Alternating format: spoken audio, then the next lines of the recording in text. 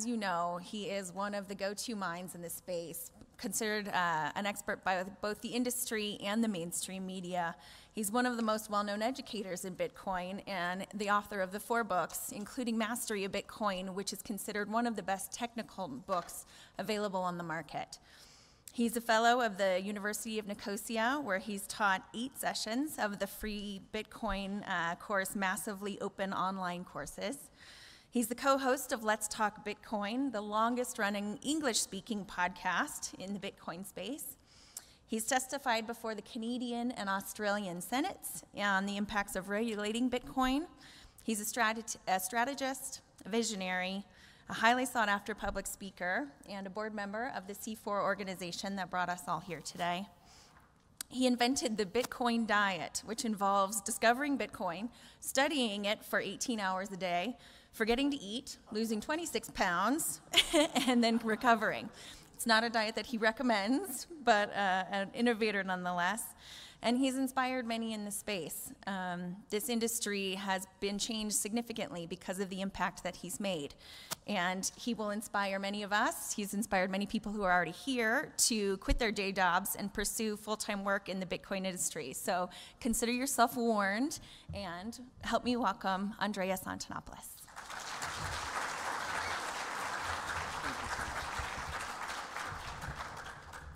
That was a lovely introduction. Thank you so much, Anne. All right, welcome everyone. I'm going to switch away from the podium mic so I can move around a bit, and I'm also going to try and move around up here in front if that's okay with the cameras. They'll let me know if that's okay. Oh yeah, it is? Fantastic.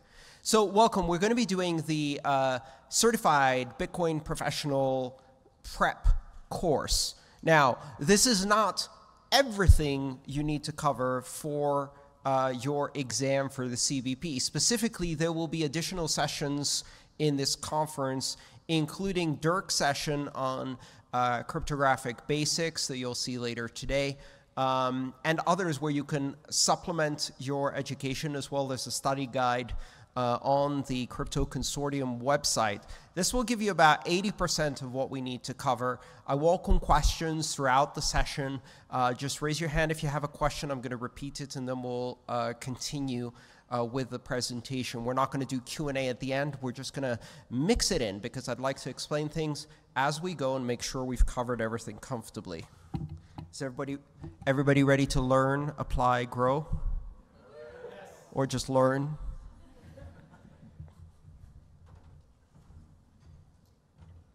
So let me switch to this mic, see if it works.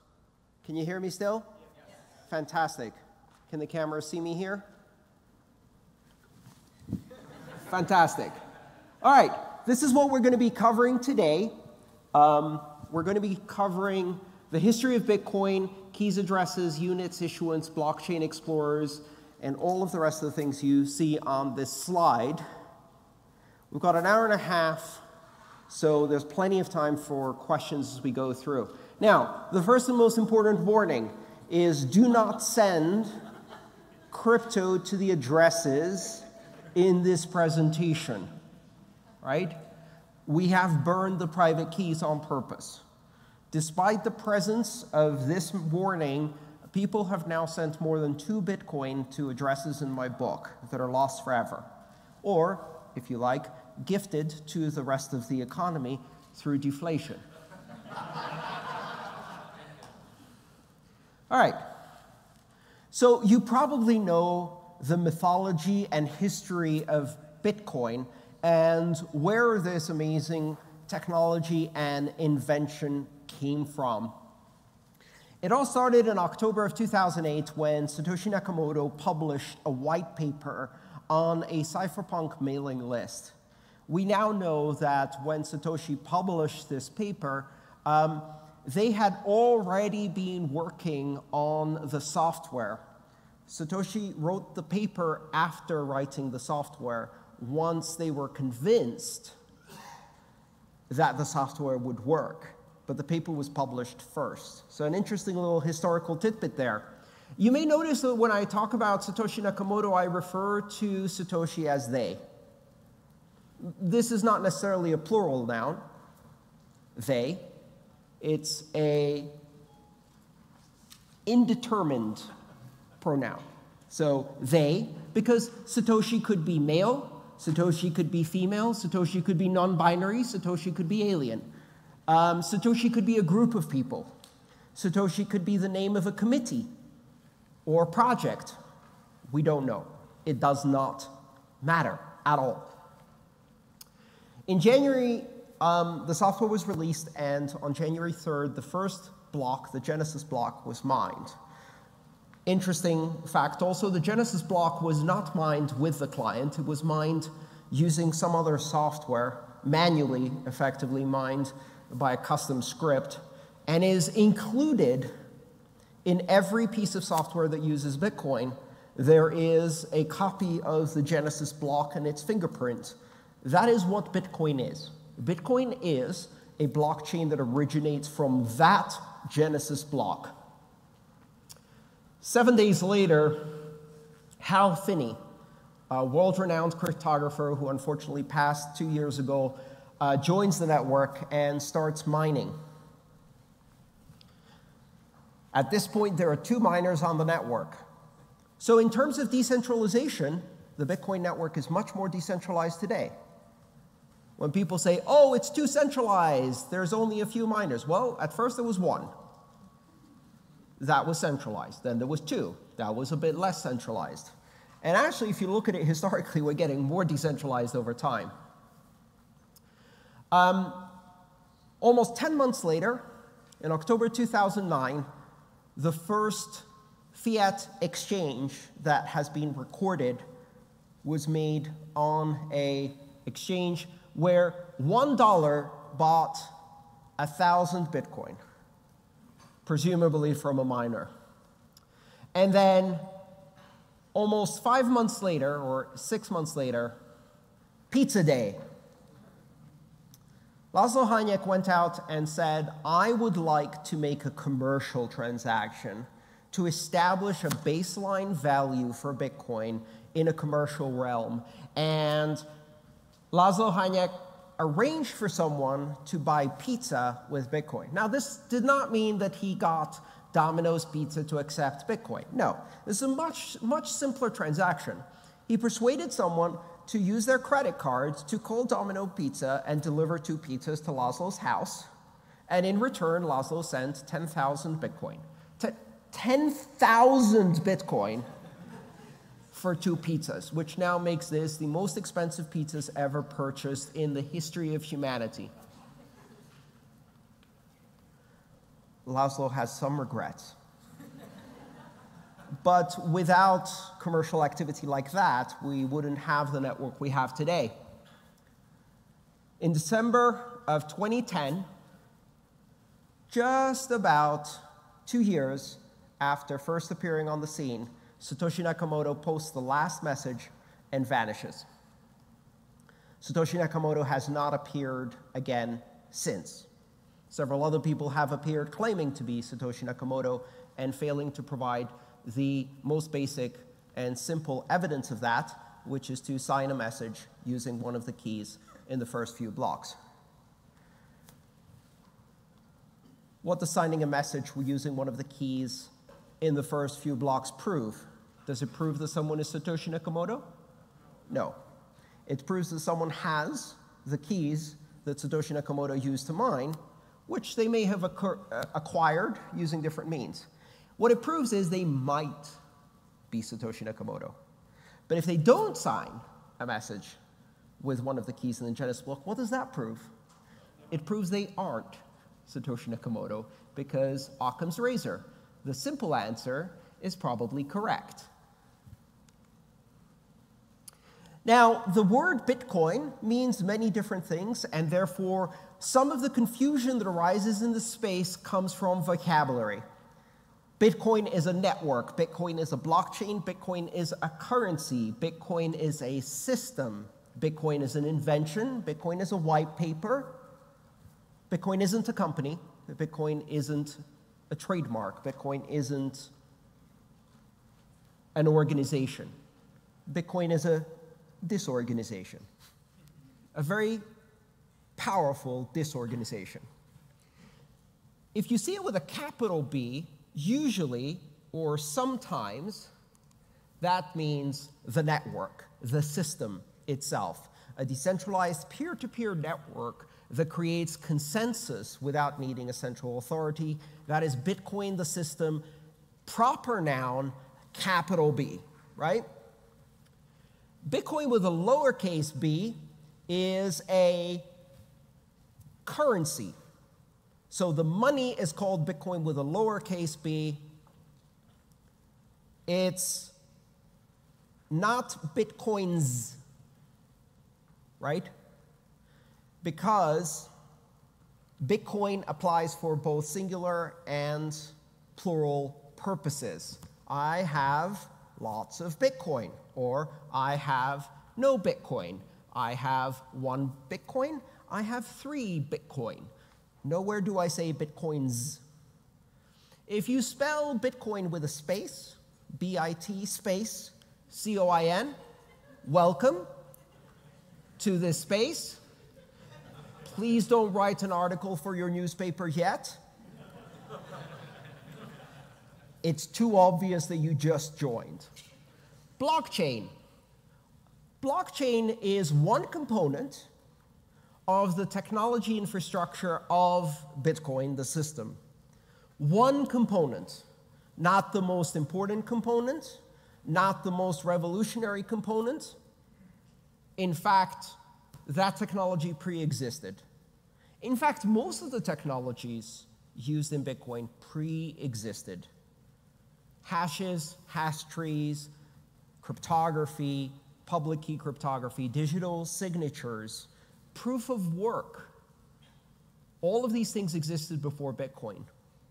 The invention is to take all of these things together and leverage proof of work as a mechanism for consensus that allows us to control a blockchain in a decentralized manner when no one has ultimate control over it. Can you build a consensus algorithm different than proof of work? Yes. Can you build a blockchain that is not decentralized and doesn't use proof of work? Yes. Blockchain is not the most interesting technology in Bitcoin, and this is often misunderstood. Blockchain is like the transmission in your car. Very important, absolutely necessary to keep moving, but no one said, oh, finally, with the invention of the internal combustion engine in the automobile, we now have the ability to build transmission-based vehicles. Nobody said, I like cars, but I'm more interested in the technology behind cars, transmissions. In the blockchain space, a lot of people make the statement, well, Bitcoin's interesting, but means I haven't understood it yet. Bitcoin's interesting, but I'm more interested in the technology behind Bitcoin, blockchains. These newfangled automobiles are interesting, but I'm more interested in the revolutionary technology behind automobiles, pneumatic inflatable tires.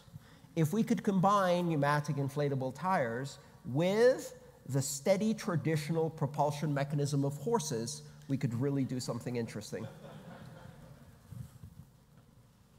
We're going to go for the rest of this course based on some fundamental user stories. This is a technique I use in my books too in order to help move the narrative forward so we can understand. Ultimately, this technology is about people, right? Money is a social structure. And these blockchain systems, these networks, are social structures that technology enables, and therefore, people are important. In this particular case, we're going to use 3 people, Alice, Bob, and Catalina.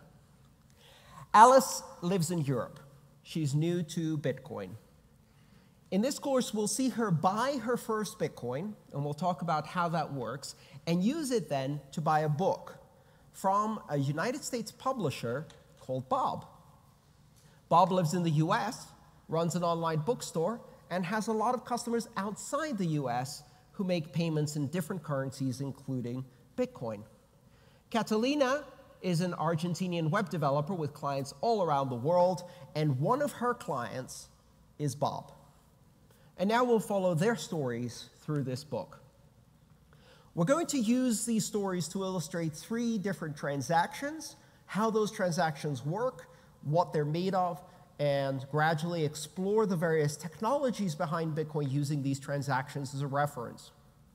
First of all, Alice uses cash to buy Bitcoin from a Bitcoin ATM. Then Alice uses Bitcoin to buy a book from Bob's web store, and what a great choice of book. Bob then uses Bitcoin to pay Catalina's invoice for web design.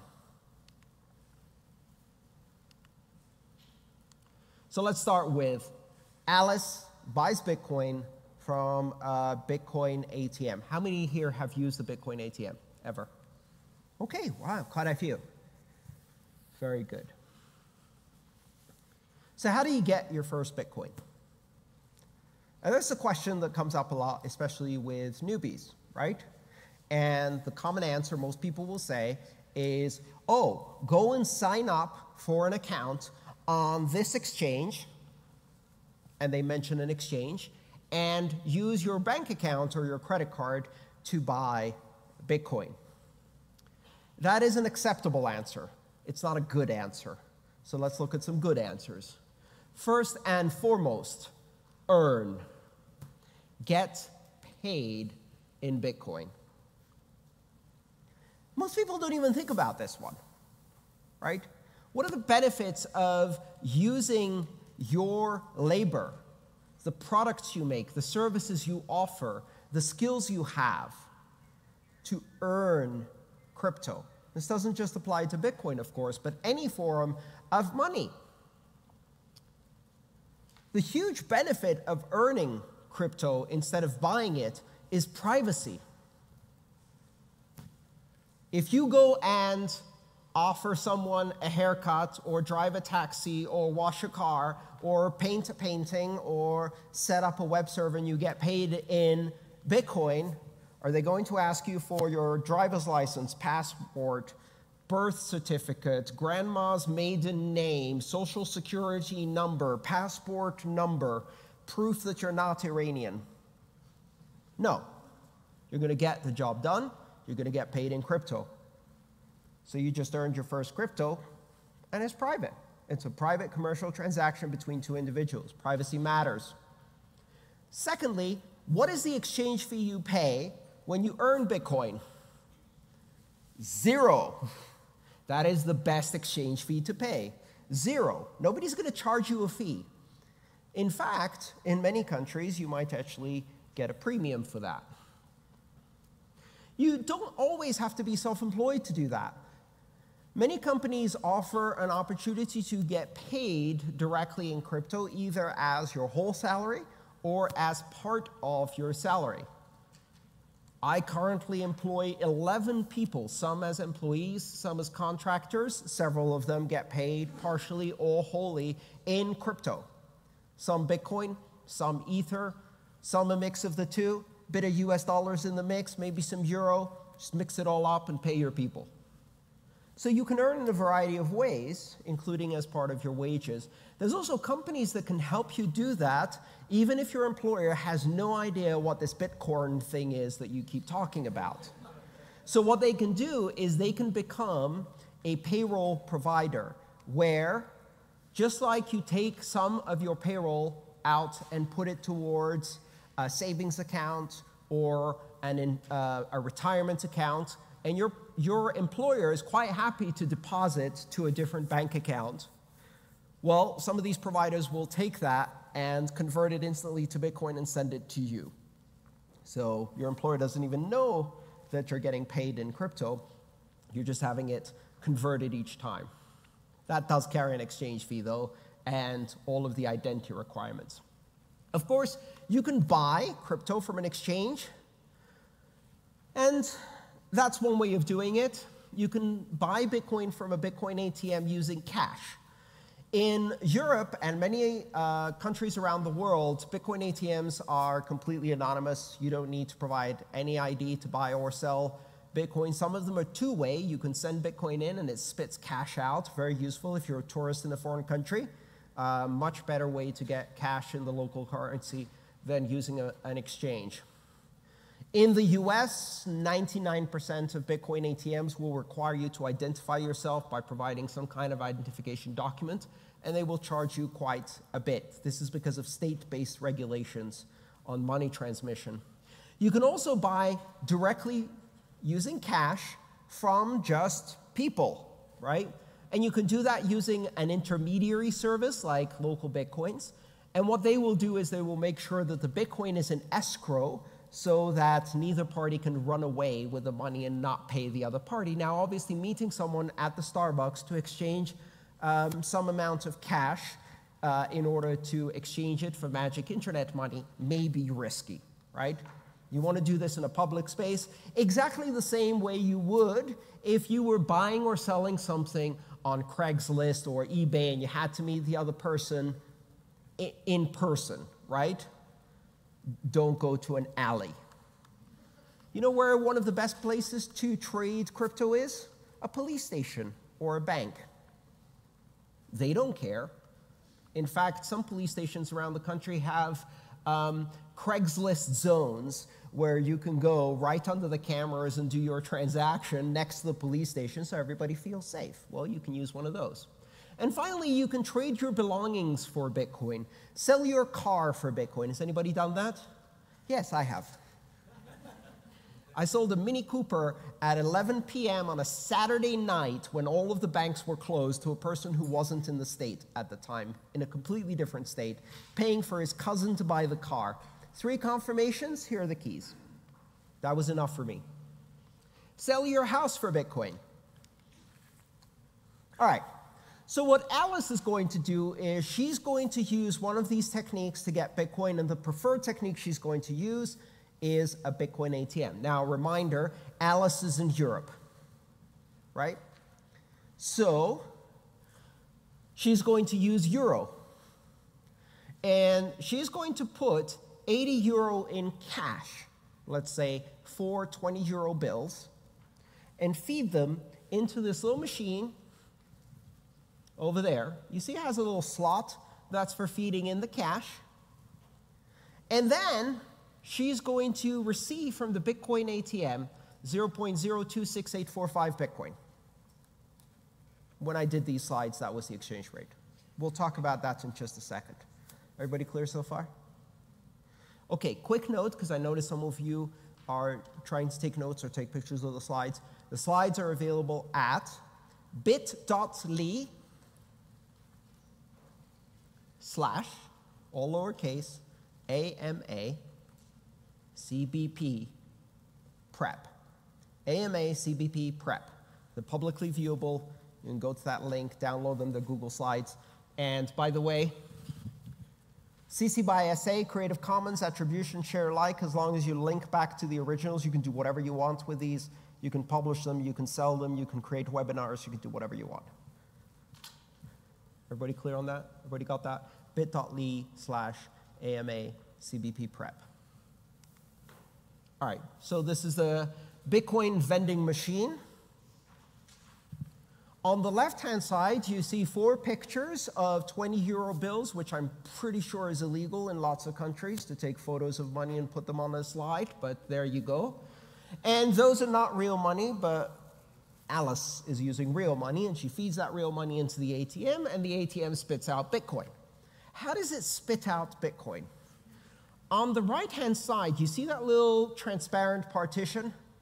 In there is an LED light and a camera, and that is the mechanism that this ATM uses to read a QR code off of Alice's smartphone, right?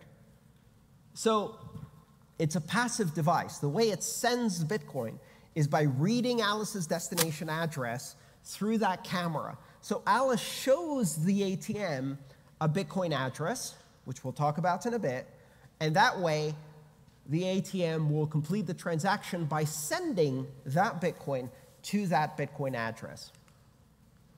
So how much Bitcoin is 80 euros?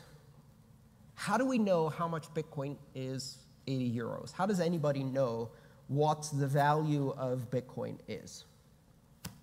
How many dollars is 80 euros today? Anybody know? How would you find out?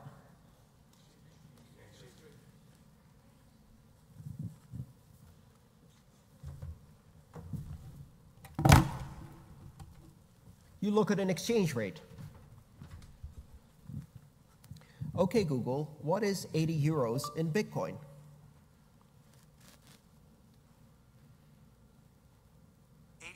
Equals 0.01 bitcoins.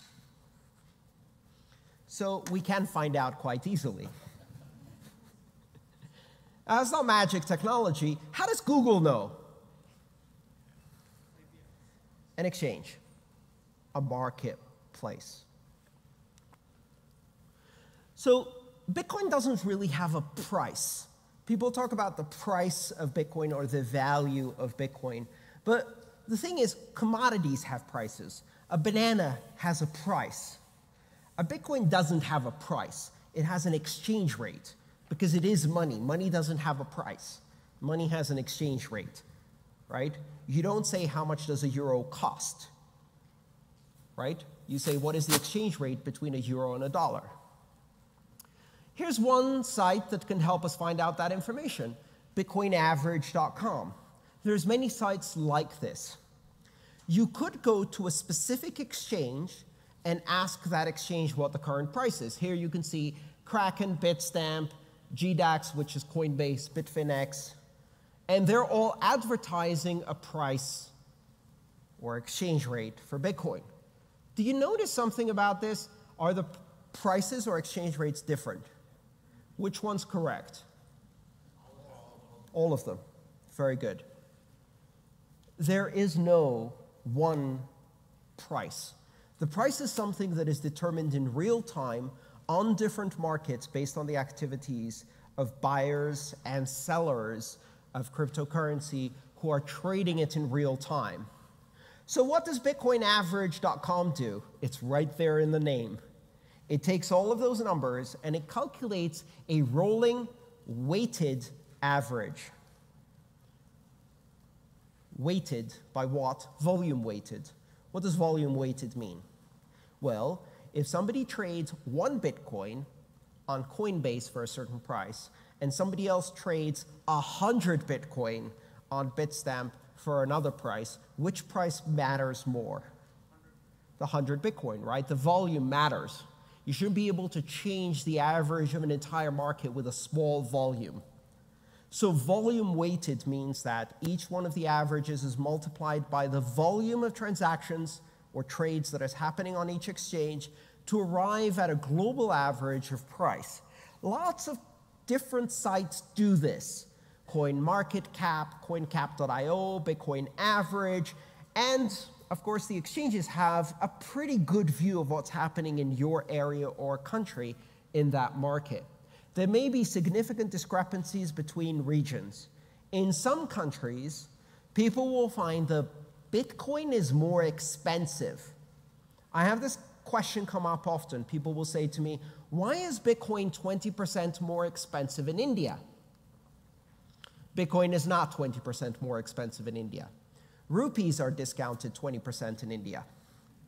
The reason you can't buy Bitcoin for the same price as in the United States is because once you buy it with rupees, the person who sold you that Bitcoin cannot export those rupees from India, and you can export the Bitcoin, which means that their money is less portable, and your money is more portable. And when you trade less portable money for more portable money, the person who gets the less portable money demands a premium, right?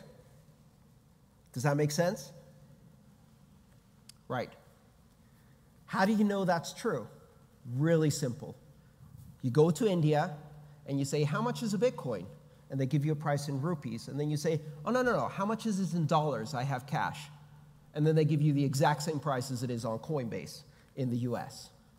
If you have dollars in India, the price you'll get for Bitcoin is the dollar price, which proves that it's actually rupees that are 20% discounted, not Bitcoin that's 20% higher. Is this making sense to everybody? And you can do that experiment with different values or systems. You could buy Bitcoin with gold in India, and trust me, they'd give you a really good price for that. So this is how price discovery happens. Have you all heard the expression price discovery? Not so many. Okay, why do we use the term price discovery? Price discovery is used as a term in economics because of the assumption that everything that has some kind of value, right, has a price or exchange rate, which is not set by markets, but it is discovered by markets. So markets are a mechanism for finding out what the real value of something is. How much is a banana worth to you, right? If you create a market for bananas, the market will discover, on average, how much a banana is worth in whatever thing you're trading it for. So we talk about price discovery because in economics, the idea is that the market doesn't tell you what the price is because the market is setting the price. The market is trying to figure out, to discover what the actual value of this thing is. And the way markets do that is by looking at market movements. Has anybody seen this chart before? This is called an order book chart. Now what this chart shows here is right at the middle is the price at which the most recent trade happened, right there. I don't have a laser pointer, so I'm going to use my shadow puppet system. At $3,745 US, a trade happened here where some of the people who were selling and some of the people who were buying in green met each other and were happy to do a trade. The line you see going up to the right in red is all of the orders of people who are trying to sell Bitcoin and the price they want to sell that Bitcoin at. So somewhere here, you see that little spike? At about $3,780, someone is willing to sell 30 Bitcoin. So someone has put an order on this exchange, and they're like, I will sell you 30 Bitcoin for $3,780. Who's going to buy that? Well, now, yes, in retrospect. On that day, in that market, right, nobody was willing to buy that. How do you know? Because here's where the buy orders are. Someone else is going, well, at 3,710, I'm willing to buy. Who's going to sell me? No one. Right? So there's a difference of opinion. This difference of opinion is called the spread. Right? It's the spread between what is known as the bid price and the ask price. If I'm selling Bitcoin, I'm asking. So my order is called an ask order.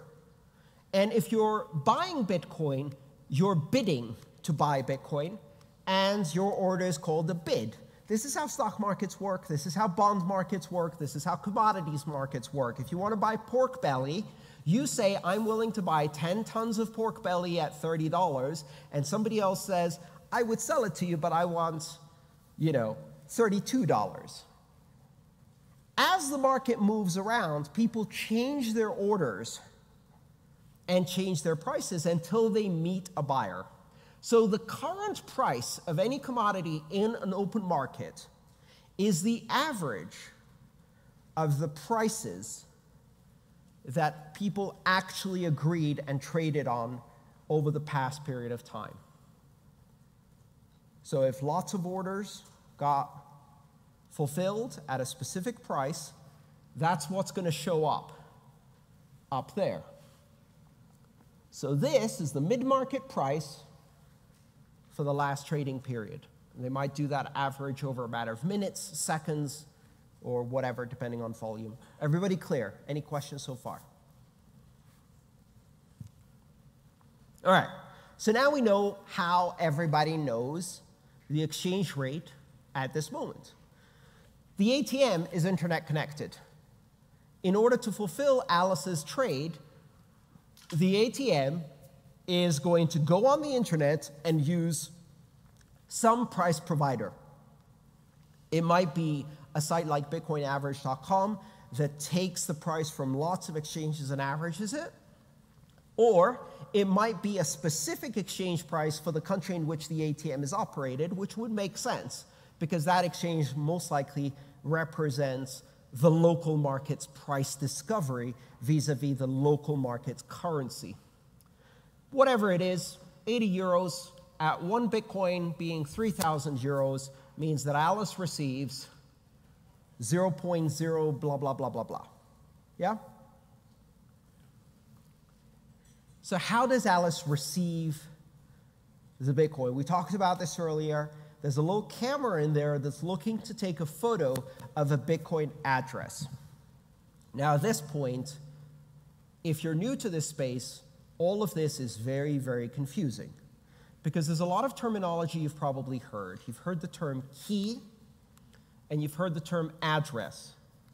And then you've probably heard some adjectives like private, public, and those are usually combined with those two other words, private key, public address, Bitcoin address, public Bitcoin address. What are these things, right? Public key cryptography is the basis for all of these things, but it's very, very confusing at first. It's a rather esoteric area of math. So what we're going to do is use an analogy, okay? Think of a series of lockers. They're in a public space. Maybe this is a bus station or a train station or the main square in your city. And lining the walls are all of these lock boxes. And these lock boxes are pin-coded, right? So there's a little pin code keypad on the front. The other thing that's unique about these lock boxes is they all have a little slot at the top.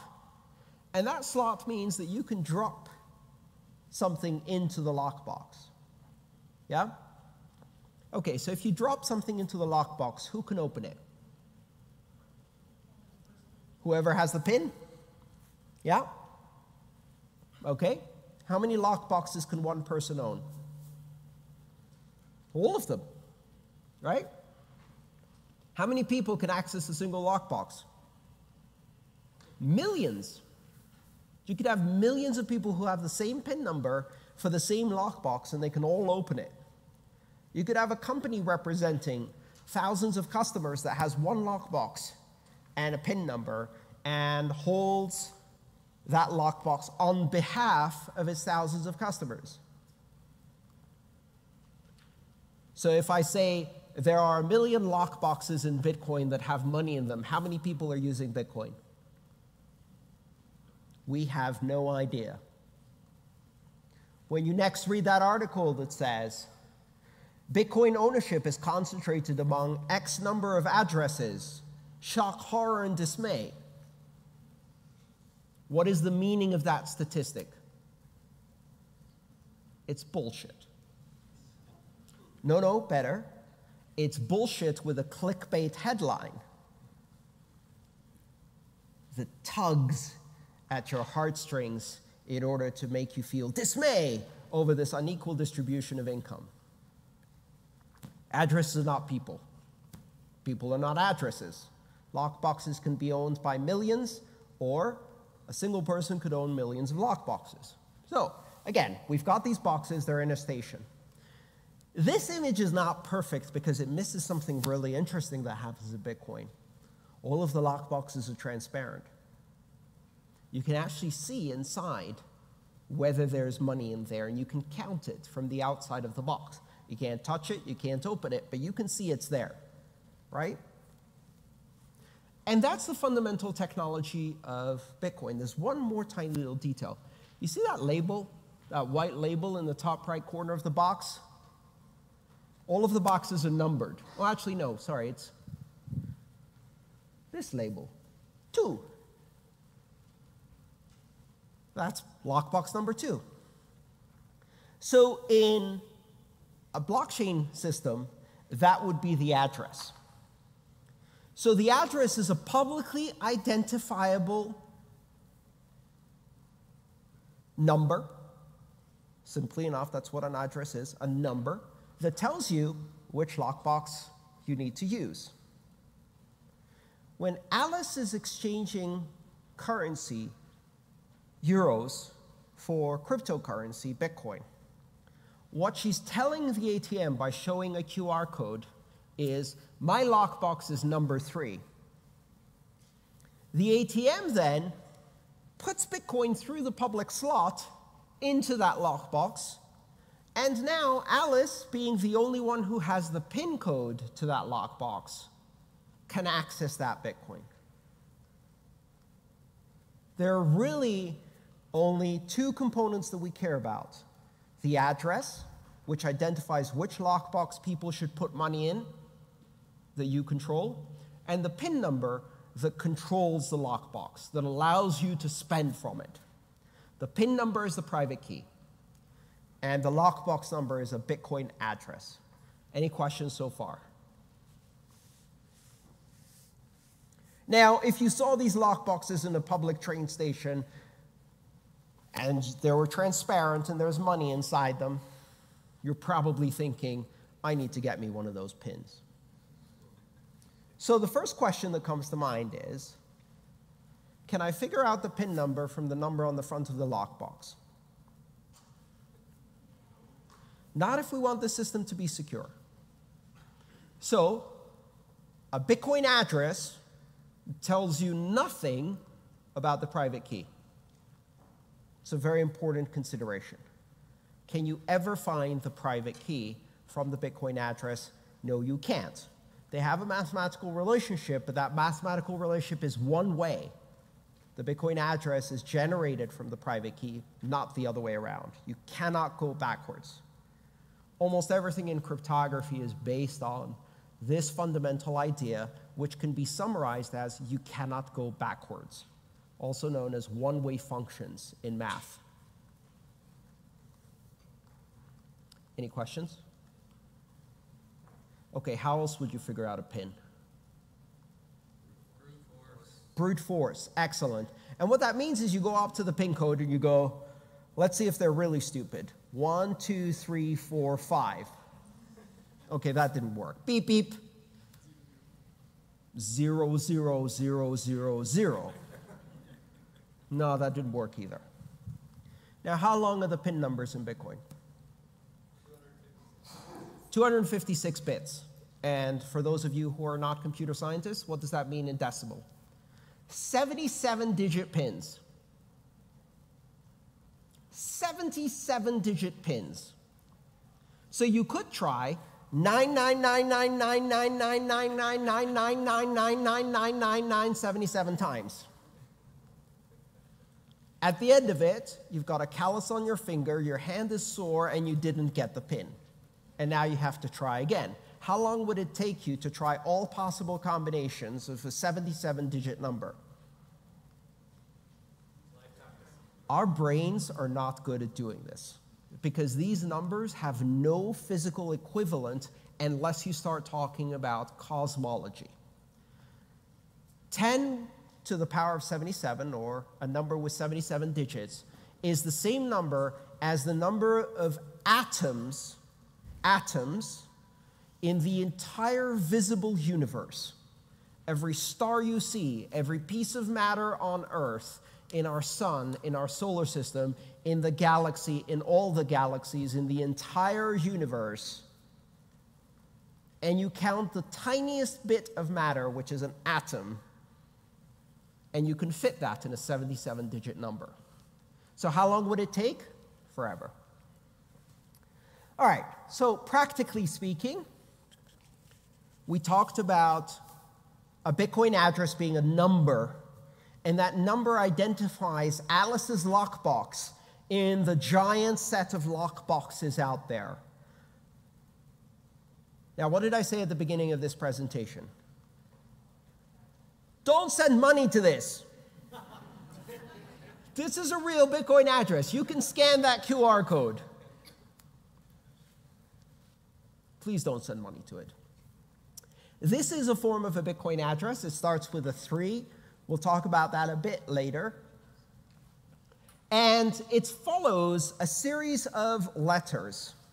Now, I said previously that a Bitcoin address is a number. And now you see this and it looks like gibberish text. Why? The reason is that it is a number that is not convenient to encode in decimal. So how big would this number be if I wrote it out in decimal, meaning 0 to 9, digits 0, 1, 2, 3, 4, 5, 6, 7, 8, 9. Using just those digits, how long would this number be? 77 characters long. Instead, it's 36 characters long. Why? Because if you also use letters, you can write things in a more compact way. And this system of letters and numbers is called base 58. It's called base 58 because it is a 58 decimal system. That's not a real word. It means it's a system where each digit in the number is represented by one of 58 characters, not 10. So it's not decimal. It's not hexadecimal, as you may have heard of hexadecimal. Hexadecimal uses 16 characters to represent numbers, not 10 as in decimal, right? And base 58 uses 58 characters. Why 58? 26 lowercase plus 26 lowercase would be 52 plus 10 numeric digits would be 62. There's 4 missing. The reason there's 4 missing is because certain characters will actually cause problems. For example, a lowercase l and an uppercase O are often mistaken for 0 and 1 respectively. So in using a 58 base system and removing those characters that may be ambiguously or easily confused, it makes it easier for humans to read this and transcribe it accurately. You never need to read it and type it out. I've been in Bitcoin since 2012. I can count maybe 2 or 3 times that I've had to type out a Bitcoin address on a keyboard very, very carefully, because we use QR codes to do the same thing. A QR code is simply a barcode, and if you scan that barcode, what does it contain? This, just this. Sometimes it has a little prefix, Bitcoin, colon, and then that, just to help the system identify what it is. Any questions so far? Does everybody hate computer scientists for inventing base 58 and not explaining it in high school? Okay, very good. It's a bit confusing, but trust me, this is a number. It's just written with different digits than 0 through 9, so that it's more compact. So, Alice shows the code to the ATM. The ATM photographs the QR code, extracts the data within the QR code, which you can do with any QR code reader, doesn't have to be Bitcoin specific, and in return receives a Bitcoin address, which is in the QR code. If you use your camera on your phone, not a Bitcoin wallet, just your camera, just the camera app. On Androids, it's called Lens, and it reads barcodes. I think on iPhone, it's just automatically, you just tap on the barcode. And then, oh, get a shadow out of the way. Then you go and you scan this. Very good. And I have Bitcoin colon 37 blah, blah, blah, blah, blah. It's just a barcode. There's nothing magical about this. This is what I'm trying to demonstrate. There's nothing magical about the barcode. The barcode is just a way of writing that Bitcoin address in a way that a computer can read it very, very easily. One of the nice things about barcode technology is that there's more information in those dots than is needed to encode that, so that even if some of them are missing or smudged or the ink has faded, the cameras can actually still read the underlying information. They can reconstruct it from the rest of the dots, which is useful, right? Because otherwise it doesn't scan. All right, so the Bitcoin ATM then sends Alice Bitcoin. What do we mean when we say sends Alice Bitcoin? Well, it doesn't send, and it doesn't send to Alice, and it doesn't send Bitcoin. So that sentence is completely wrong, as we'll see now. We use that as people to communicate the action that makes sense to us. The ATM sent Alice some Bitcoin, only the ATM didn't send it, because Bitcoin doesn't move. Bitcoin is always on the Bitcoin network. It's not in my pocket. It's not in my phone. It's not on the wallet. It's on the blockchain, always.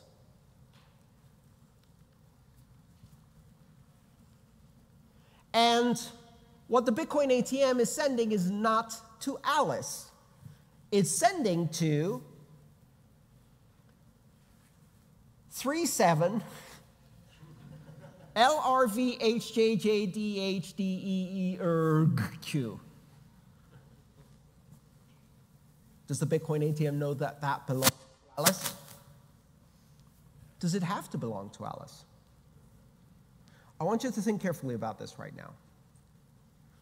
Let's say I wanted to buy a t-shirt, and there's a store that accepts Bitcoin. I go on the store with my phone. I say, buy this t-shirt, put it in the cart, check out, pay with Bitcoin, great. What does the store show me? A Bitcoin address, right? All right, so I walk up to an ATM, I show the Bitcoin address, I put cash in, and I just paid for the t-shirt. I'm not even sending the Bitcoin to me. Does the Bitcoin ATM know any different? Right? My cousin in Bogota needs some cash to buy a motorbike. They text me their Bitcoin address. I put it in a QR code. I go to the ATM. I show the Bitcoin address. I put cash in. I sent money to my cousin in Bogota. Does the Bitcoin ATM know any different? The address doesn't have to belong to that person. Yeah? An artist is playing on stage. On their guitar, they have a QR code. I'm in the audience. I take a photo of the QR code on the guitar. I walk outside of the concert, go to a Bitcoin ATM, show the photo to the Bitcoin ATM, put money in. I just contributed to that artist. So think about this a bit. The Bitcoin ATM is not sending money to Alice. The Bitcoin ATM is constructing a transaction to pay the Bitcoin address that Alice showed, which may or may not belong to Alice. And there's an amount in there, 0.026845 Bitcoin. Actually, that's not true. The Bitcoin ATM is actually sending 2,684,500 Satoshis, because Bitcoin doesn't exist. Nowhere on the Bitcoin network, on the Bitcoin blockchain, in the Bitcoin system, is there such a thing as a unit of a Bitcoin. Everything is Satoshis. What is a Satoshi? A Satoshi is the smallest unit, but it's also the only unit that actually exists. Everything in the system is measured in Satoshi. If I say the Bitcoin ATM sent 0.02 Bitcoin, that is technically incorrect. The Bitcoin ATM divided the amount by 100 million Satoshis to show you that it was 0.02 Bitcoin, but it actually sent 2 million Satoshis. The only unit that exists in the system is the Satoshi. Everything is stored as Satoshi. 1 Bitcoin is 100 million Satoshi. How many Bitcoin will be mined in the Bitcoin network ever? Anyone? None, because there are no Bitcoin. 21 quadrillion Satoshis is the upper limit that will never be reached. The Bitcoin network will mine less than 21 quadrillion Satoshis by the end of its operation. Make sense? Because we're mining Satoshis, we're sending Satoshis, we're receiving Satoshis. Now, humans do not think in 8 decimal places. Many humans I know, especially those educated in the public schools of this and other countries, don't operate in 2 decimal places or even 0 decimal places. So for the convenience of humans who don't like trying to do division, we use other units. Now, this is a concordance table, and you can read it from the left and say, 1 Bitcoin is 100 million Satoshi. Yes? Go down to the bottom. 1 Satoshi is 1 Satoshi. 1 Satoshi is 0.000000001 Bitcoin. Understand how to read this? So there's a couple of other units that you may have heard of. Millibit is from the prefix milli, which means 1,000th, and is part of the international metric system used by every civilized country in the world. Never mind. And a bit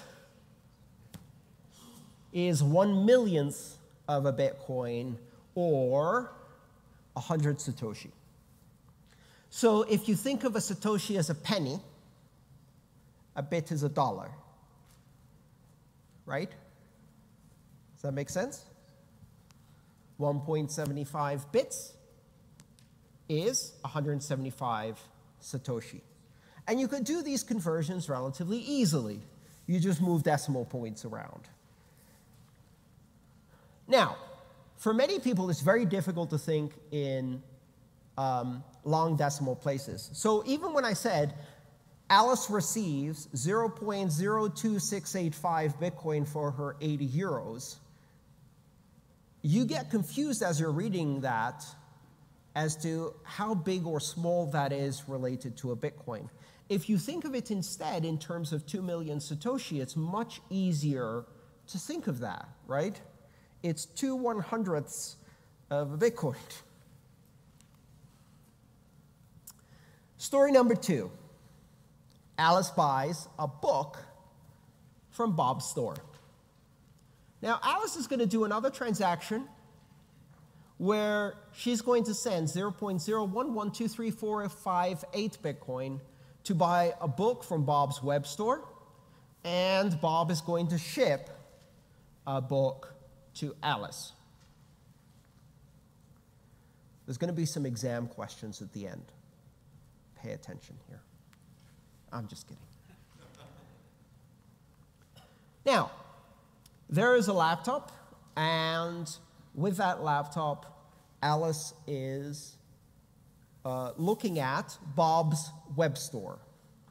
And on the store, Bob has a book available for $40 US, and that book then has its price translated to 0.011234558 Bitcoin. How does Bob translate the price? Do you remember from our previous conversation? Anyone? An average, Bitcoin average, or some other exchange or a marketplace has the price discovery. Now, interesting question here. Why is Bob pricing the book in dollars and not Bitcoin? Is it because he's a dirty fiat no coiner?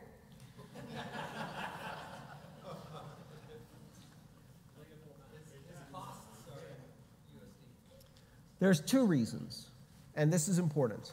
The first reason is that for the vast majority of people out there, if you say, hey, this is about 1.1 million Satoshis, is that good for you? They're like, what? Is that a lot? Is it a little? What is it now?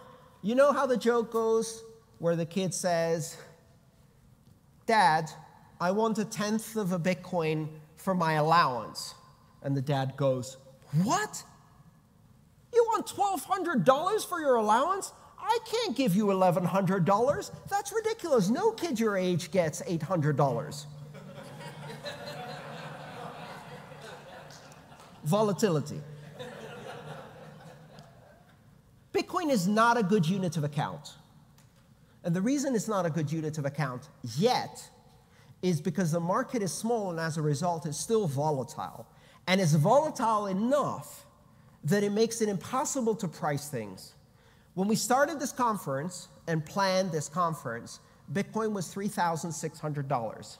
I had people complain and say, why aren't you pricing your tickets in Bitcoin?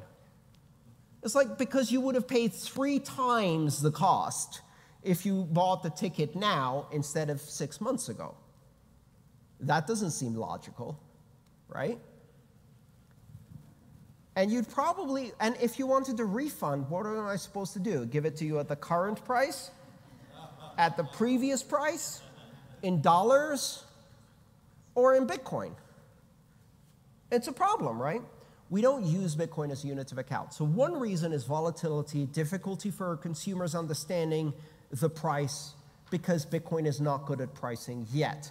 The other reason, which is equally important, is Bob is running a business in a particular jurisdiction, in this case the United States.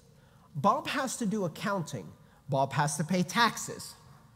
How does Bob pay taxes if he doesn't know the price of the things he's buying and selling? Guess what? The IRS does not accept Bitcoin. Right? Yet. Thank you. They accept dollars. The very meaning of the phrase legal tender is that it is accepted for payment of debt to the government. Bitcoin is not legal tender. Now, if I'm Bob and I'm trying to do accounting, it's a lot easier for me to say, I sold the book at $40. $40 today, $40 tomorrow, $40 next week. I'm getting different Bitcoin amounts, but that doesn't matter, because the value of the Bitcoin at the time that I sold the book was $40. That makes my accounting very easy. I do all of my accounting in US dollars. I have to. And I say this not just in terms of Bob. I run a business where I do Bitcoin payments and Bitcoin receivables, and I have to price everything in US dollars, not because I'm a dirty fiat no coiner, but because I have to pay my taxes and report my income to the US government. Right? So that's why the price is in dollars, even though the payment is accepted in Bitcoin and converted in real time at the moment of payment. As you can see here, Alice, who has a rather large hand,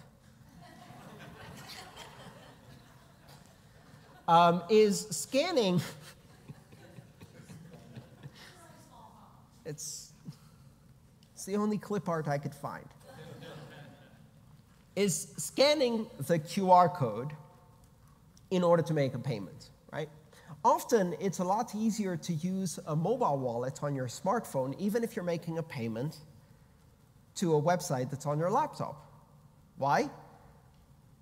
Because I can't scan the QR code on the laptop screen with the laptop camera that's on the laptop screen. Now, if you think I haven't held up a handheld mirror and tried to align, I have. It worked. It was a pain, but it worked.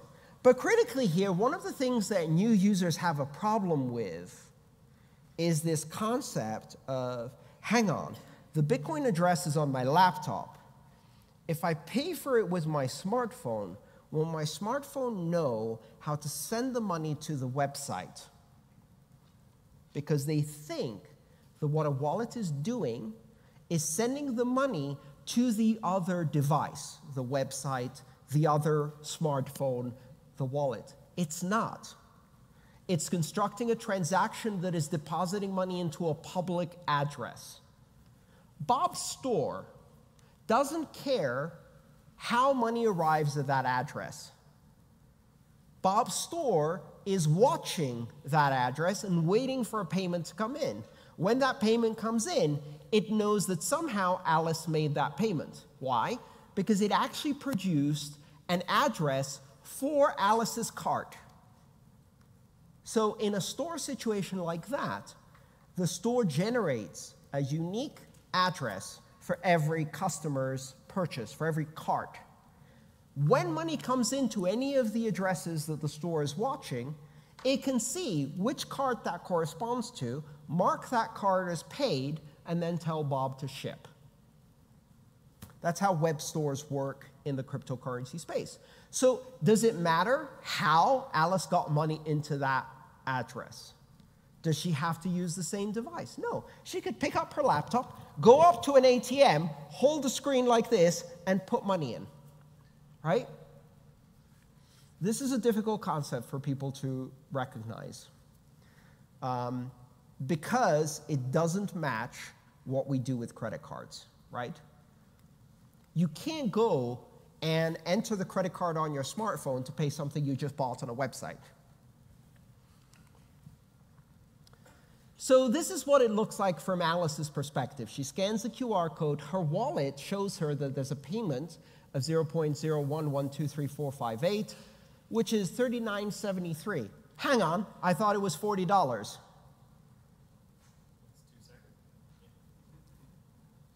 This was taken maybe a couple seconds later. Did the price change? Not necessarily.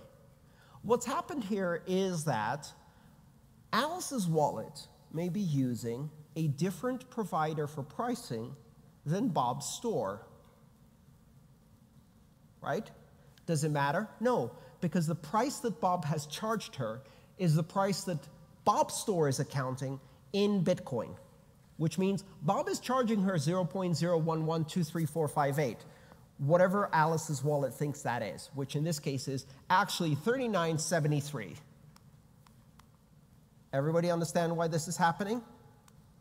By the time Alice sends this to Bob, the store may see a different US dollar price, but it doesn't matter. Bob has effectively committed to that exchange rate for a period of time during which he'll do the transaction in order to sell that book.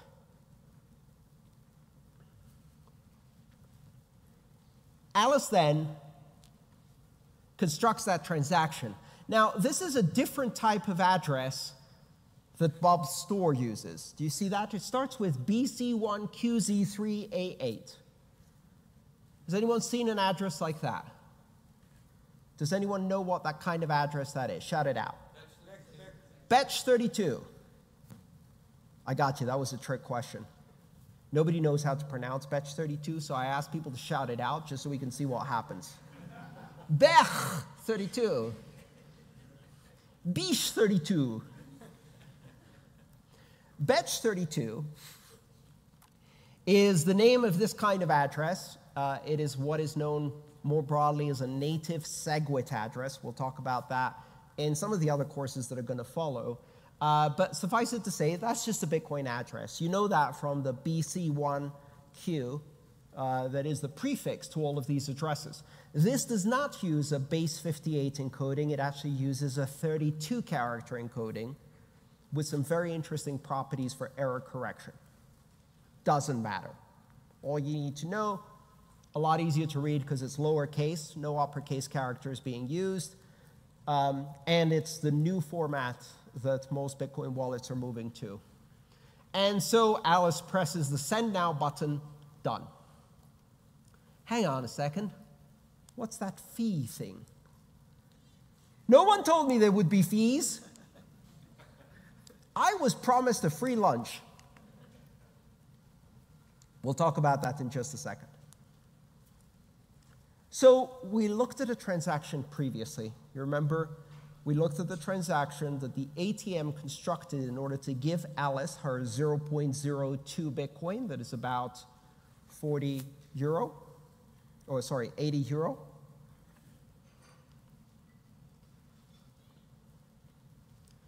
And any transaction is composed of two parts, inputs and outputs. Inputs are what you're spending, outputs is what you're paying to. So if you look at the transaction from the ATM consumed some inputs and created an output to Alice for 0.026845 Bitcoin. Alice now uses that input to construct an output to Bob for 0.011234558. All good so far? Great. But here's the problem. When you consume Bitcoin in an input of a transaction, it is spent in its entirety. Yes? Someone here says, give me $18. I pull out a 20. How do I give $18 out of a 20? I can't. It's indivisible.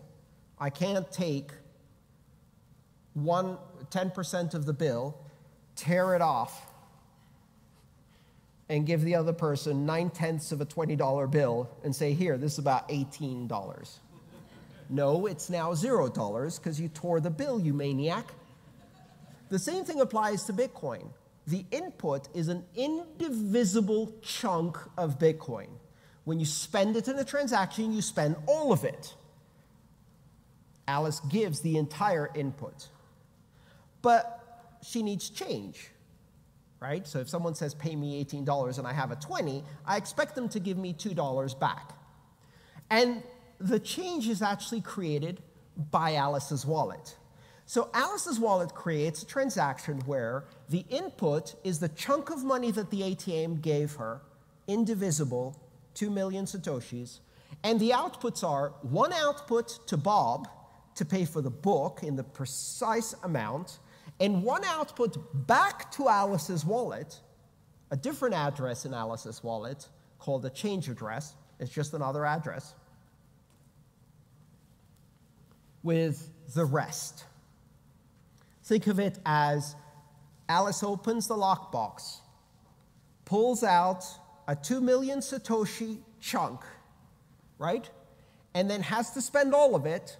So she puts $40 worth in Bob's lockbox and the rest of it in her own lockbox as change in a single transaction. So far, so good? Everybody with me? All right. This is the actual transaction on the blockchain. All of these are real transactions. You can go look at them, and I encourage you to do that as homework in order to understand these things better. I'm using a block explorer called blockstream.info, and you can use this bit.ly link, which is case sensitive, meaning the A and the T are capital.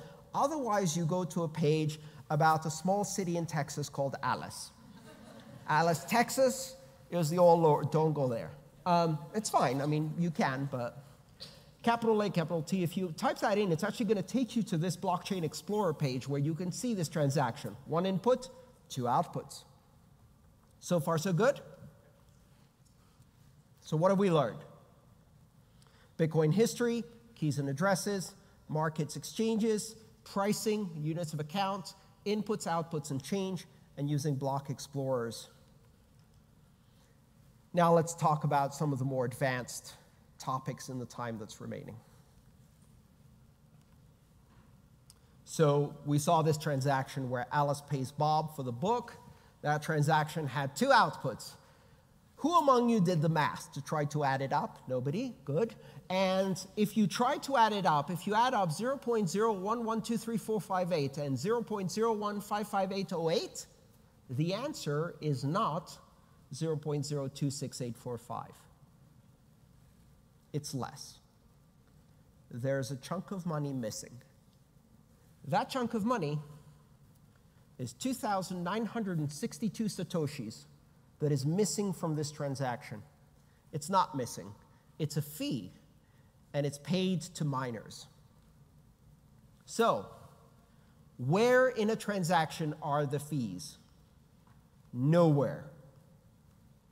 The fees are the money left behind on the table to tip the miners. You pay at the restaurant, the waiter brings you change, you put some of it in your pocket, your change address, and you leave some coins on the table and walk away. That's the tip. That's how Bitcoin transactions work. Alice spent her ATM input, spent some of it to Bob, put some of it back in her own wallet as change in her pocket, and left some on the table, 2,962 Satoshis. And that money will be collected by the miners as a fee for this transaction. What happens if you don't include a change address?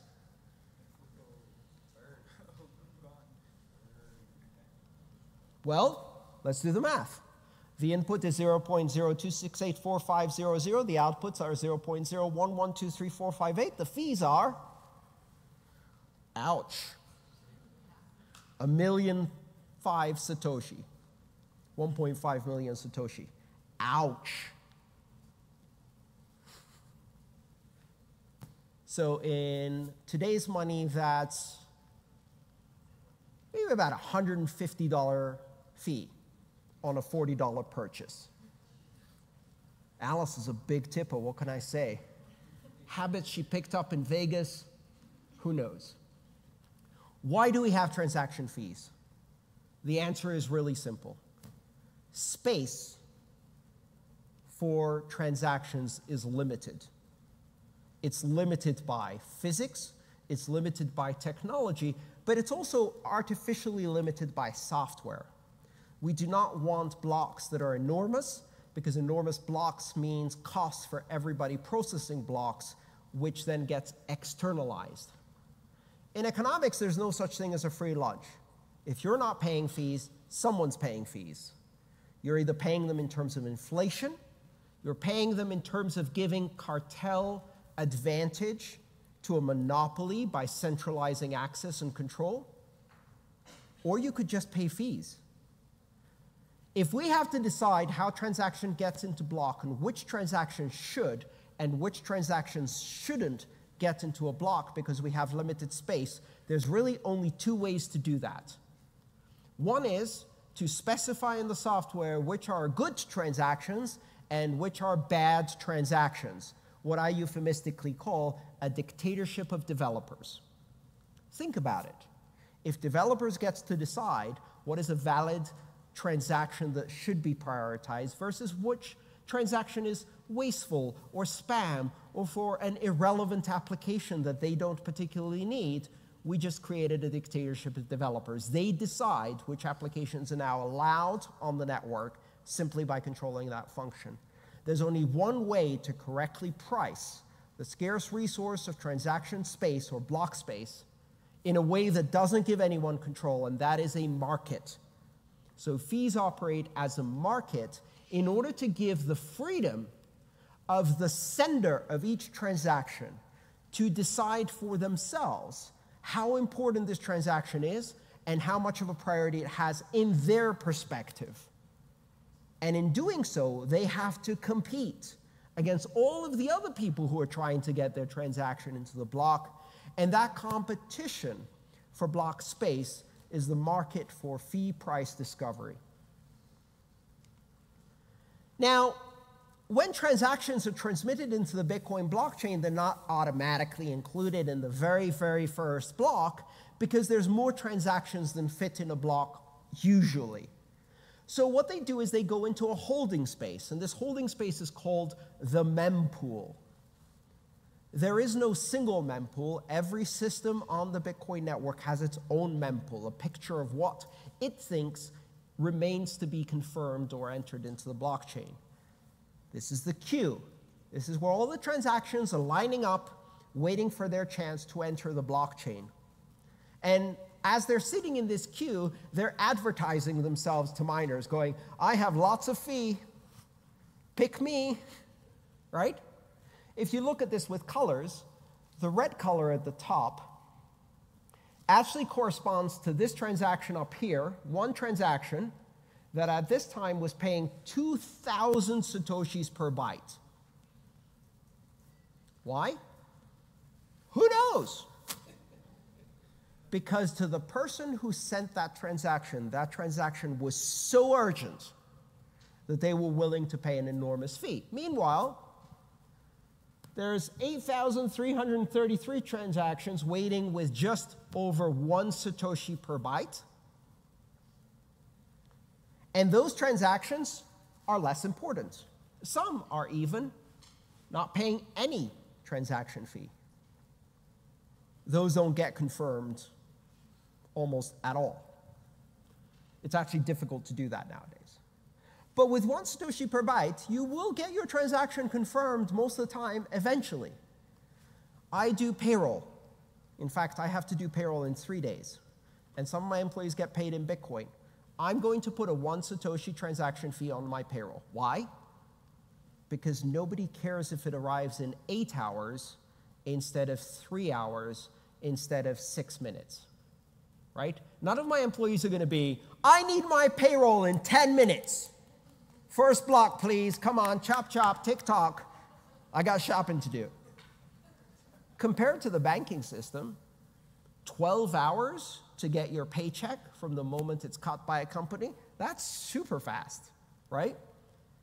Now, if I want to get into any block within the next 12 hours, I'm going to be a cheap ass about it. So I'm going to use the lowest fee. Now, what do you think these things are, these gaps here? What do you think this is?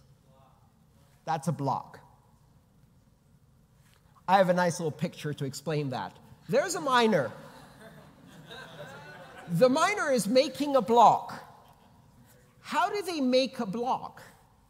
They look at the pool of everything waiting in the queue and go, I'll take these.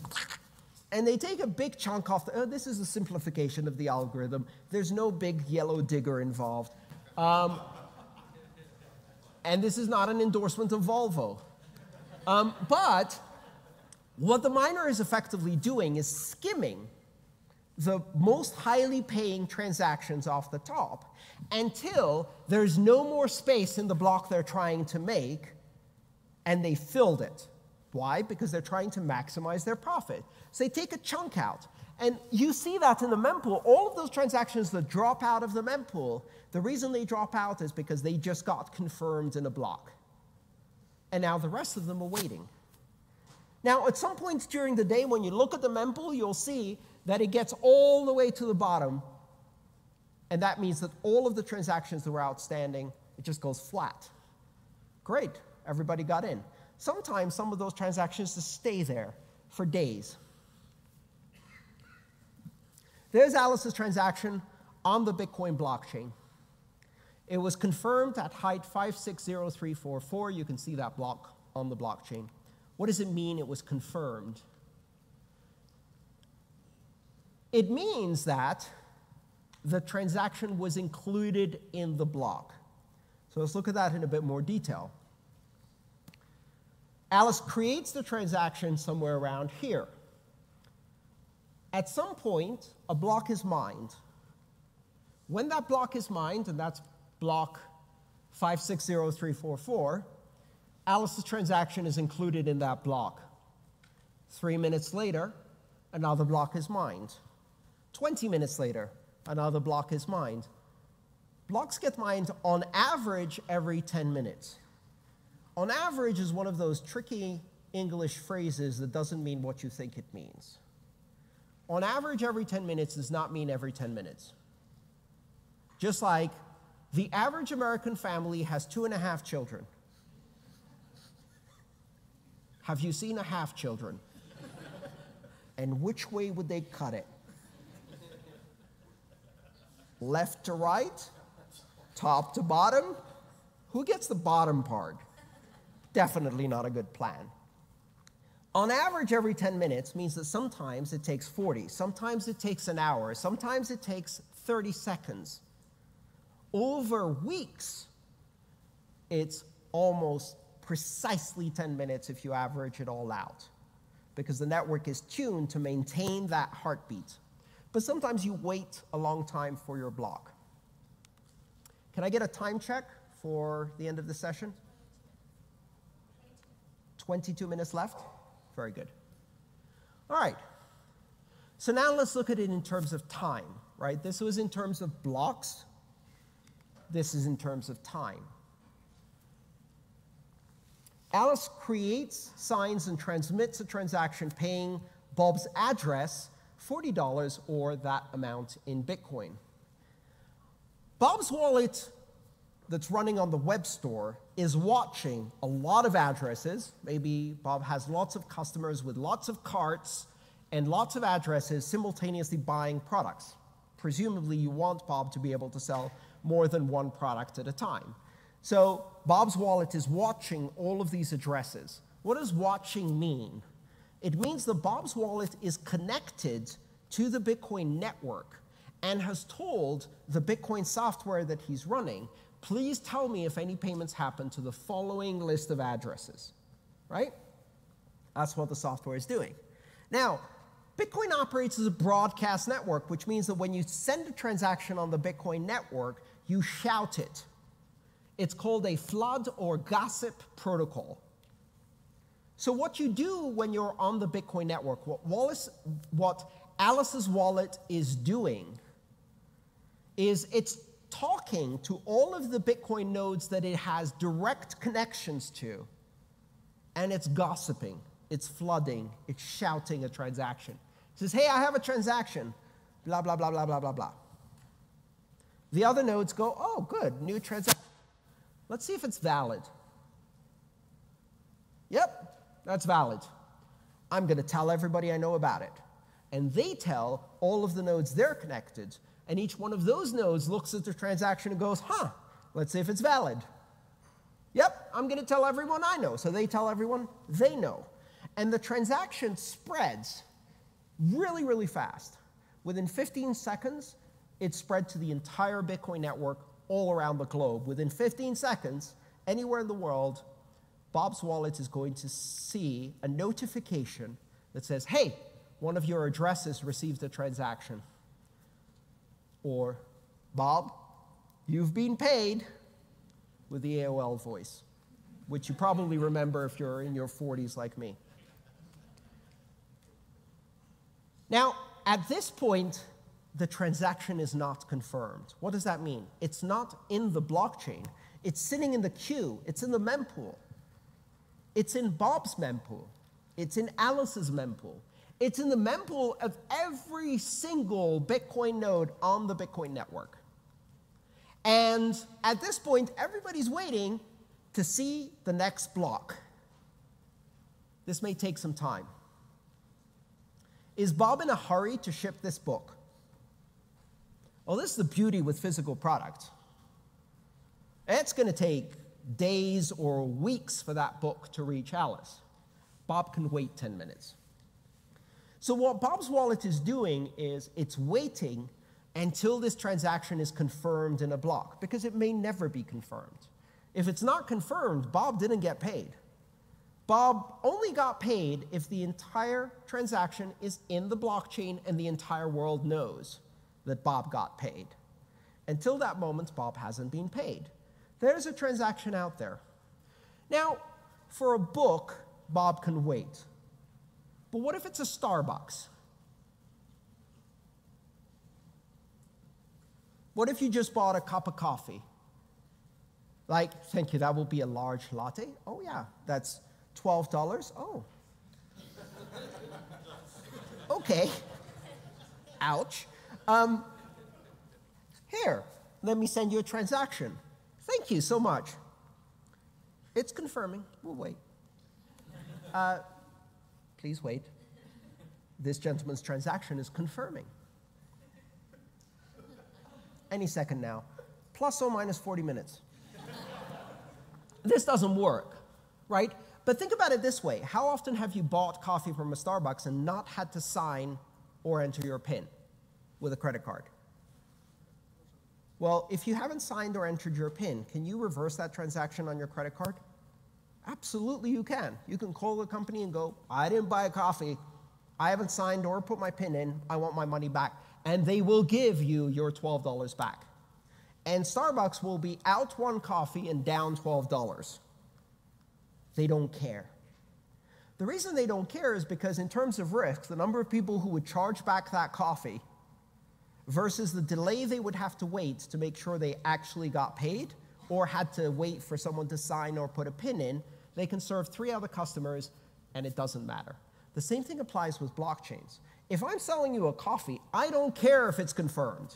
The chances that there will be a blockchain reorganization that undoes that transaction or that it's never confirmed is less of a problem for me if I have 3 other customers to serve. Now, if you're buying a flat screen TV, I'm not going to let you walk out of the store until it's confirmed at least once, maybe twice. Yeah? If you're buying a house, I don't care really. I'd like 6 confirmations, but I know where you live. Because you just bought the house. Like, I'm not going to sign over the title right now. It's going to take a few days, so it's okay. So all of this is probabilities. It's a risk-based probability. When people say 6 confirmations are the gold standard, what they mean is, after 6 confirmations, the probability of that transaction being reversed is so low that I'm willing to accept that risk. And that probability is entirely dependent on the value of the transaction you're talking about. So whatever it is for you. I have like a rule of thumb. 0 confirmations for a cup of coffee. 0 confirmations for anything that I'm going to ship in more than half an hour from the moment that you make the payment, because I'll get some confirmations by then, right? Okay. 1 confirmation for some electronics, something nice that I'm going to hand you right away. Maybe 2 confirmation for a flat screen plasma. 3 confirmation for a Mini Cooper. Actually did it. 3 confirmations. Good enough for me. Here are the keys, walk away. I signed over the title after 3 confirmations. The chance of that being reversed, not a problem. Yeah, also I know what your car is and the license plate. I'll find you. Right? 4 confirmations, 5 confirmations for a house. I would sell a house with 5 confirmations. I would sell a house with 3. Yeah. 6 confirmations for a Ferrari that you drive off the lot with appropriate insurance, yes. 7 confirmations for a mansion. 8 confirmation for an aircraft carrier. 144 confirmations for $22 trillion of US debt. I'd take it. Right? Bitcoin isn't worth enough to do that. So the mining actually happens separately from the receipt of the transaction. You may hear this term in economics or in markets, settlement or clearing. Settlement or clearing is the finalization of a transaction. It is the moment at which a transaction is no longer reversible. How long does it take to clear or settle a credit card transaction? Anyone? 60 days. How long does it take to approve a credit card transaction? 10 seconds or less. But don't think it's settled. If you're a merchant, they can show up 59 days later and go, never happened. Sorry. Right? That's why merchants love crypto. No chargebacks. There is no 60 days. So 10 minutes seems like a long time if you're thinking that retail transactions are instantaneous. They only are if it's cash. If it's a credit card, it's actually not instantaneous at all. The merchant doesn't get paid for at least 30 days. And in many cases, that payment is a credit that is subject to being taken back if the transaction is disputed. And the pinnacle of that is I've had a transaction reversed from a credit card 18 months after it was made. A credit card company came back and said, no, that never happened. Sorry, you owe us money. Yeah. Good luck. See you in court. 18 months, the goal. So after 60 minutes approximately, Bob's wallet has received 5 confirmations. 6 confirmations, sorry. 5 more blocks mined on top of the one containing Alice's transaction. Let's go back and look at this. Block 56344 contains Alice's transaction. That means Alice's transaction has now been recorded in a block on the blockchain. How many confirmations is that? Anyone? All together now? Make a guess. Come on, one. One confirmation. So what does it mean to say a transaction has one confirmation? It means it's in a block. What does it mean to say it's 0 confirmations? It means it's not in a block yet. It's in the mempool. When it goes from the mempool to a block that's actually been mined, it's in the blockchain now. It's in that block. That block is one confirmation. All right? So if block 560344 is one confirmation from Alice's transaction, what is block 560345? 2 confirmations. Now this is where it gets a bit confusing. Alice has received 2 confirmations on her transaction when one block has been mined on top of the block that contains her transaction. We count 1 for the one that has her transaction, 1 block for the one above her transaction on top of her transaction. That's layered on top. So we're building up, right? 2 confirmations. 3 confirmations with block 560346. 6 confirmations at block 560349, which is 5 blocks after the one that Alice's transaction was in. Yes? The block it's in is 1, and then we layer on top. What's the upper limit on how many confirmations a transaction can receive? Anyone? What is the maximum number of transactions you can have? There is no maximum. How many transaction confirmations approximately has Hal Finney's transaction from 2009 received so far? 560,000 or more confirmations, and every 10 minutes, 1 more. So if you look at a really old transaction, it's going to say this transaction has 300,000 confirmations. All that means is that it was mined 300,000 plus 1 blocks ago. Yes?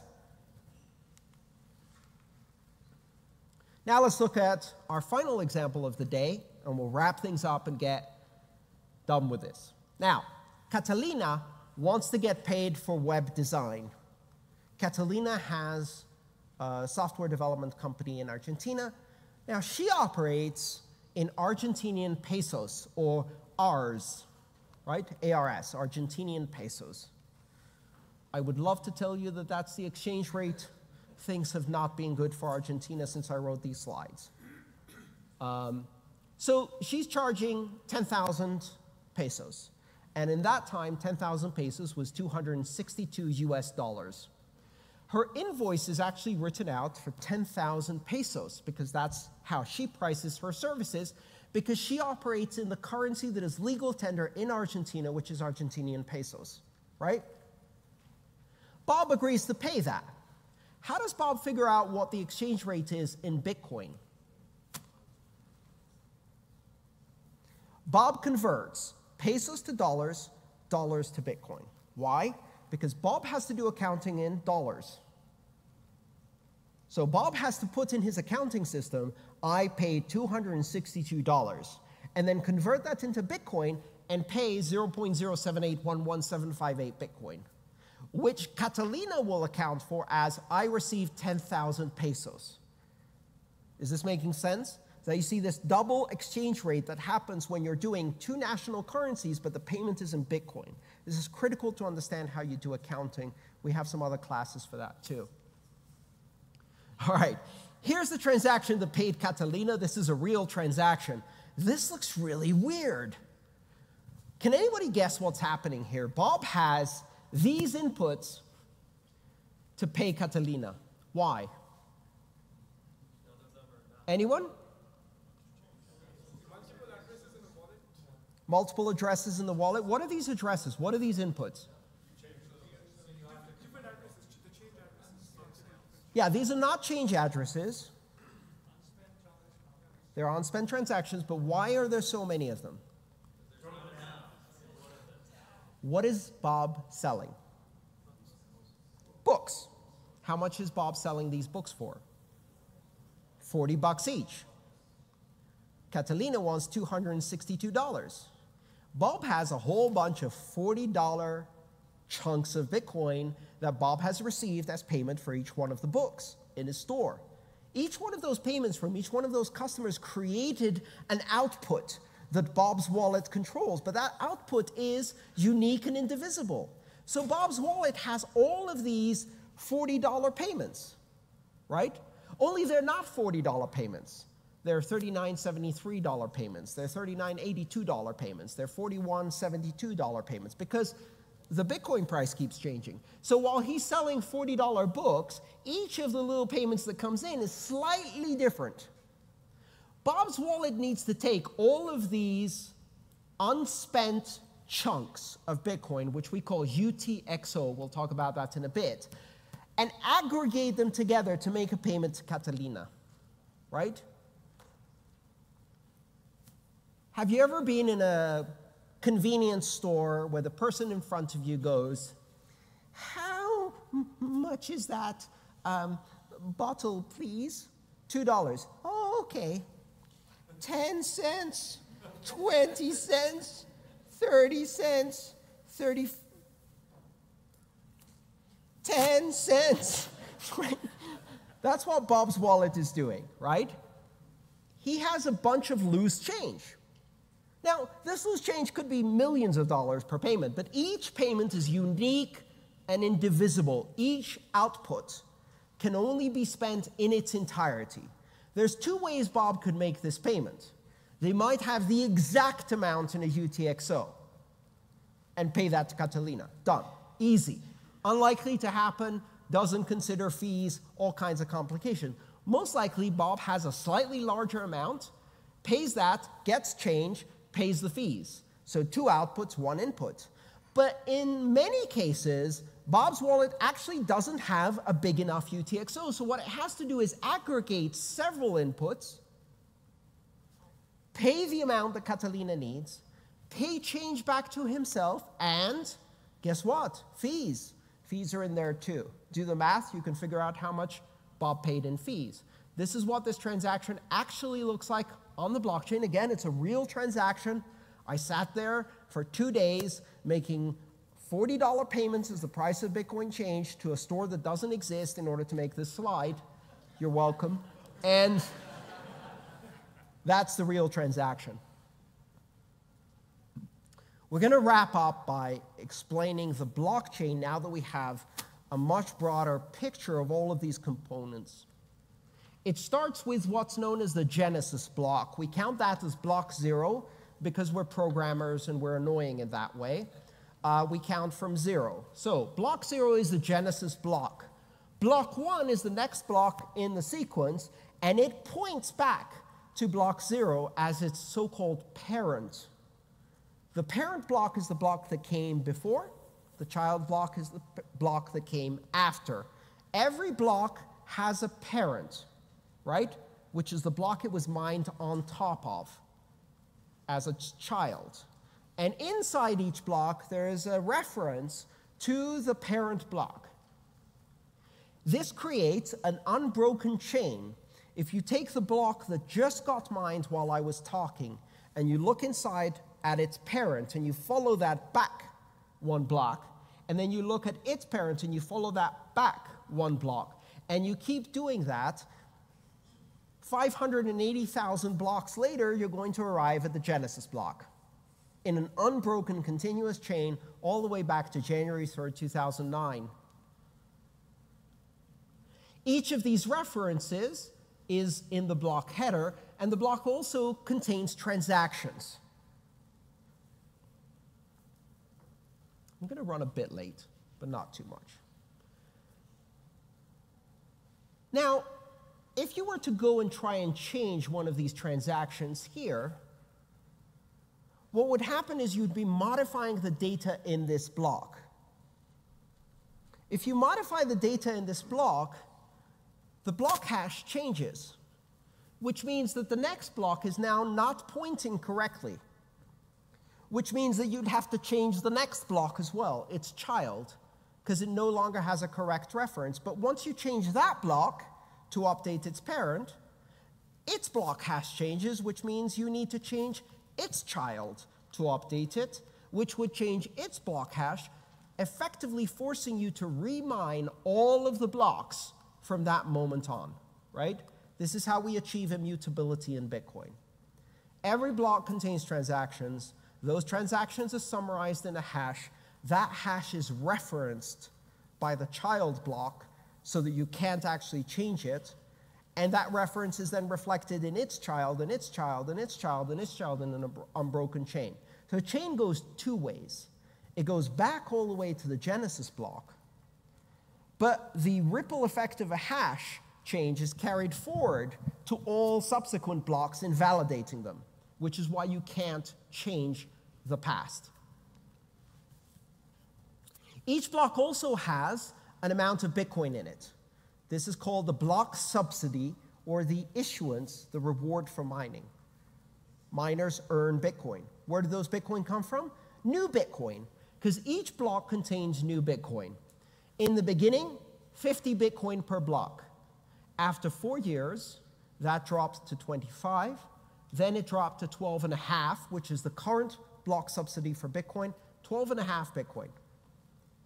In 2020, it's going to drop to 6.25 Bitcoin, then 3 1/8, then 1.7 something, and it will keep going down until it's 1 Satoshi and then 0, creating this asymptotic, geometrically decreasing supply, which is probably the most famous characteristic of Bitcoin, as in there will never be 21 million Bitcoin. In fact, if you play out the Bitcoin system, it will mine 20,999,999.9997 Bitcoin, or something like that. Just short of 21 million. There's a great site called the Bitcoin Clock, which you can find, and it shows you in a clock format time to the next halving of the supply. So we say every 4 years, Bitcoin's supply is reduced by 50%, but in fact, it's every 210,000 blocks, which at 10 minutes per block is approximately 4 years. But because of the difference in timing, that can change by weeks, right? It might happen a few weeks early, it might happen a few weeks late. It depends on how accurately that timing will be executed by the Bitcoin network.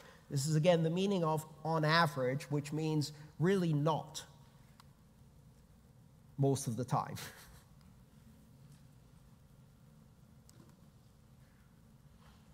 So here you see how the supply drops and the cumulative issuance approaches that line asymptotically.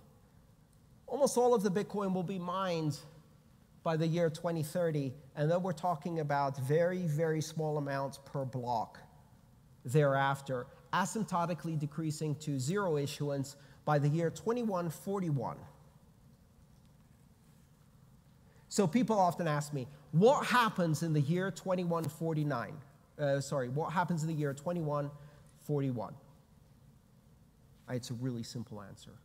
I'm dead. We're all dead. It's okay. Deal with it. So miners receive 2 sets of incentives. One is called the block subsidy, and it's new Bitcoin that's minted in every block. And the other one is transaction fees. That is the sum of all of the fees of all of the transactions that they put in that block when they mined it. If you look at block 560,344, again, this is Alice's transaction block, and you look inside, you'll find the first transaction is one called the Coinbase transaction. This is the transaction that rewards the miners. Every block has at least one transaction. That transaction is the Coinbase transaction containing new Bitcoin. It can have no other transactions, just one. That's okay. It's valid. And if you look here, what's the amount there? 12.57682767. Can anyone tell me how that number came up? Reward plus fees. Reward plus fees. So the reward, or block subsidy, currently is 12.5 Bitcoin, which means that in this particular block, there was 0.07682767 fees exactly included in the transaction. How do we know that? If it was a penny more, this block is invalid. Everybody check to see that all of the fees add up precisely. A miner can actually pay themselves less, but they can't pay themselves more. Right? Who writes the Coinbase transaction? The miners do. So when a miner is constructing a block, this is how it works. Their mining software goes, let's create the first transaction in this block. I generously give myself 12.5 Bitcoin. No, wait, we got some fees. 12.576272285, signed me. Now, that's a great transaction to write. And if you're a miner and you put that in your block, does that mean anybody cares that you put that in your block? No, because this block hasn't been mined yet. Now imagine thousands of miners around the world, each writing their own check. They're all writing, to me, because I'm awesome, 12.7567. And they may have different amounts, different fees, because they've included different transactions from their different mempools. And none of those blocks is real until one of them is. The miner who wins has their block accepted by everybody else because they found proof of work. How do they know they get paid? They wrote the Coinbase transaction. And that Coinbase transaction is meaningless unless their block is accepted by everyone. But the moment it's accepted by everyone, that Coinbase transaction is in there. So the payment to the miner becomes real. They can't actually spend it for 100 blocks. It's a mechanism of security in Bitcoin. But it's real now. Thank you so much for coming today.